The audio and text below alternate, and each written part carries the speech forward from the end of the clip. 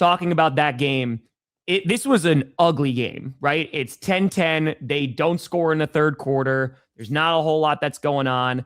They don't really, you got to give a lot of credit to the Bears defense, man, which they have had issues this year. They played really damn well, for especially what was expected of them. Stafford doesn't even have a freaking touchdown. And there was just times where it was like, okay, they can't move the ball. And Caleb Williams, the first interception, it's basically an arm punt, kind of whatever. It is what it is. It's not the best throw. But in Caleb, it's so funny because you look at Caleb Williams, who's like, Aaron Rodgers was the guy I used to look up to and, modeled my QB play after. It feels like he is very similar to like that Brett Favre-esque of, hey, you're going to live and die by Caleb Williams. He is going to make the most sense. Like that throw to Cole Kmet where he is just running backwards, man. And I'm like, oh, he's just throwing up a prayer. First of all, horrible play by the defensive back for the Rams. I don't know what the hell you're doing there. He's just like, and terrible play. But to just get that ball to him and it just land sensational. But then you have an interception in overtime. Some of that you could blame on DJ Moore, who just stopped running, and that unfortunately has happened multiple times this season. Yeah, it was weird. The Rams, they won the game. They deserve credit for the only team on the road that won this weekend, right? They deserve some credit there. All the talk this weekend was, we're going to be playing in the cold, blah, blah, blah, blah, blah.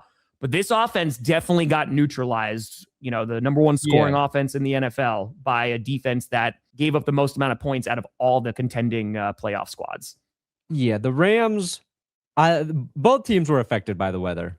I think the Rams, though, the way they operate, it hurt them a little bit more.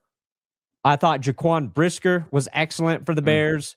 I thought Kyler Gordon was excellent for the Bears. You talk about that final touchdown to Cole Kmet. That was Kobe Durant in coverage there. And Kobe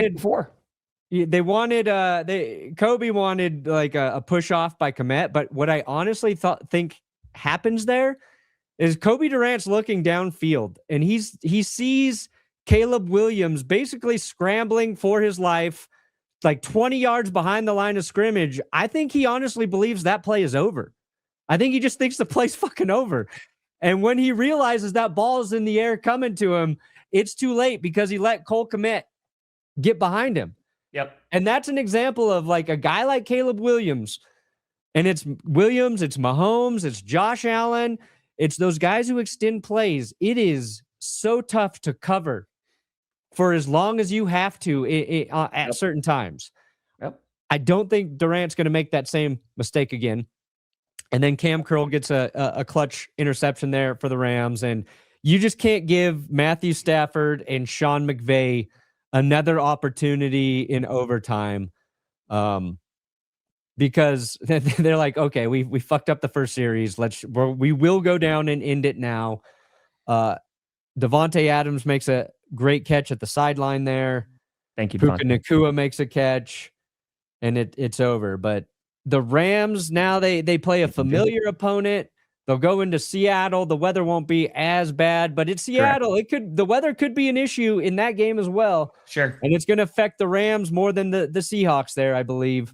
But the Bears, this weekend, the Bears lose, but this is a team that okay with that, Mac? Has optimism, right? Like it is a bad loss, but hey, we got Caleb Williams, we got Ben Johnson. If Ben Johnson can learn to take some goddamn points.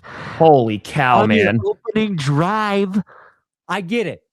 Live by the sword. 2 weeks in a row, though. I mean, they were able to get away with it against the Packers, right? Because they just choked that lead away. But dude, like continuously going for it on four, and it literally was all or nothing. The ones that they're converting, they're getting touchdowns or they're just missing it blatantly. Yeah. And at some point, you just got to take the field goal. You have the kicker, just send them on out there. You're in the playoffs. Because then it's a different ball game. In the playoffs, in 2-degree weather, unforgivable. It's just fucking dumb coaching. Correct. Like Ben Johnson does 98% of the things very well. The Lions, that was their philosophy, their approach. That 2%, he fixes that. They're a more dangerous football team. Their defense will be better next year if they can stay healthy. And that's a thing too with the Bears, right? If they go out and get like a premium edge rusher or something like that, that is definitely going to help their squad.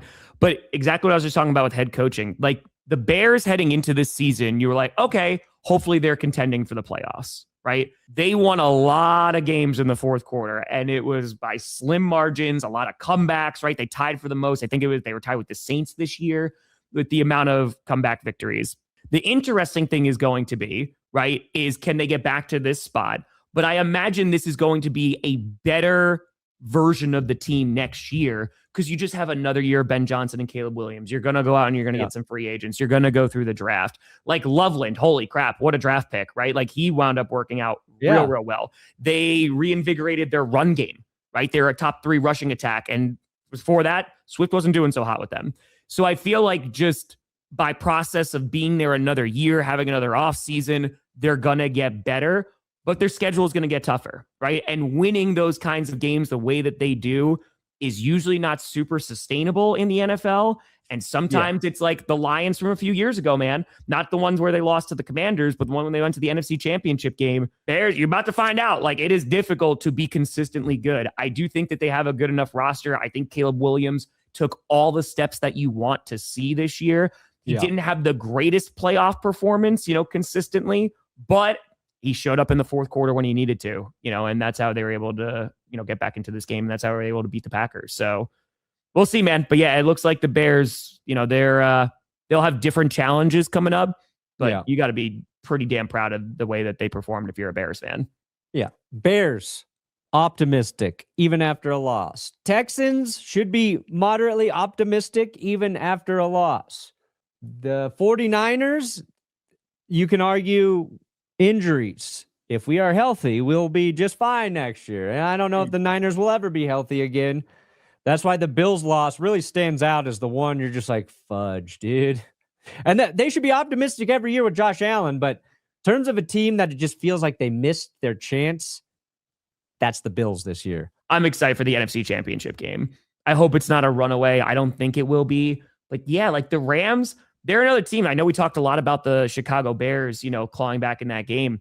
The Rams they're winning these close games, and they definitely deserve some credit for that. But ever since that Seattle game where they blew that fourth quarter lead, they just have not looked like they are on paper. Yeah. But at least we know they can hang with Seattle, right? They split the series with them this year. They have, unlike the Niners recently, like